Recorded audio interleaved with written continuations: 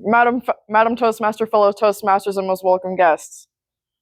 I may not be insufferable, but I do get what I want. What is the meaning of negotiation? Can anybody fire it off? Now, it has a lot of different contexts. You hear the word negotiate, you think of a salesman most likely, or you think of maybe an attorney. The definition of negotiate is to obtain or bring about by discussion. Do we not do that almost every day? Now, ever since I was a little girl, I've had to figure out ways to negotiate with my father to get what I wanted. And being an only child and daddy's little princess, it came easy. When I got older, it became a little more difficult, not just with my father, who passed when I was 16, but in general. I started realizing, maybe I should not burn these bridges before I try to form them.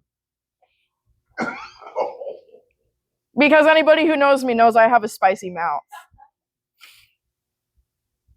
Open mouth, insert foot. That's been my entire life. Now, as I've matured and got into the workforce and everything else, I've noticed I have kind of a hybrid style between two different ones. So the first one is I tend to compromise. Believe it or not, the stubborn Scorpio girl knows how to compromise. And I say the stubborn Scorpio because once I have my mind against something, I'm going to get it at all costs. But people don't like that. People are like, what are you on about and why should I care? Okay, well, I need something from you. Let's just use a simple work example. Somebody needs a new laptop. Okay, go to your manager, have them submit a request for it. We have to get it approved.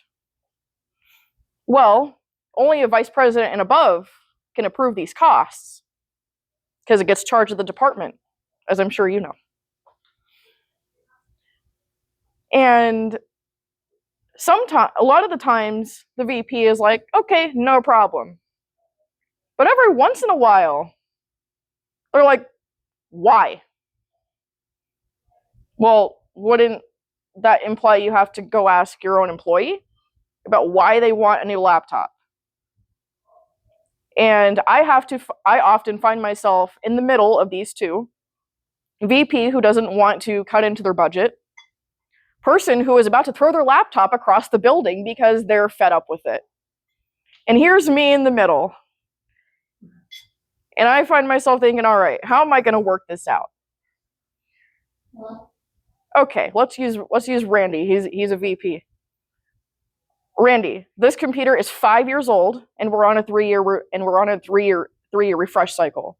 It's well past its time, and it's not running the way it should be.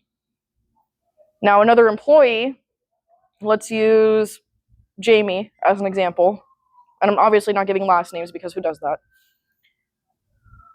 Jamie has an older laptop in that situation, and Randy has to approve it. And Randy comes to me and says, well, why should I sign off on this? Well, Randy, do you want Jamie to be calling me 5 times a week? Do you want her to be complaining about it? Or would you rather put the whole thing to bed, get her a new one, and she'll leave you alone for a few years?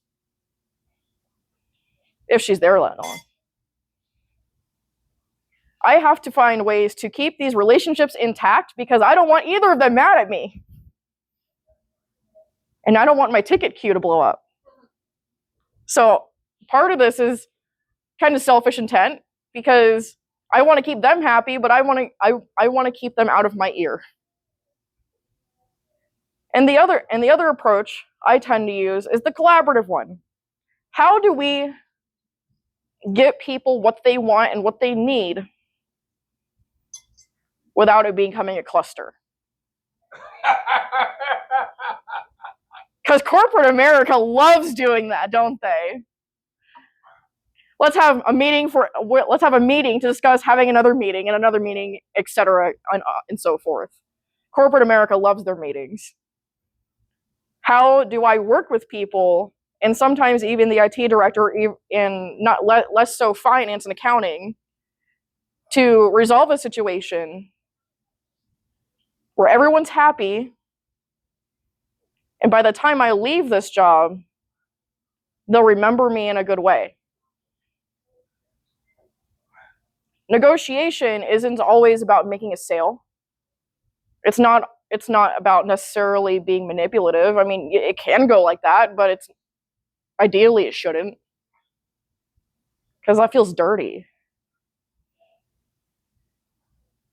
To get what you want, you have to ask for it, because you never know if you don't try. Mr. Toastmaster. Madam Toastmaster, sorry.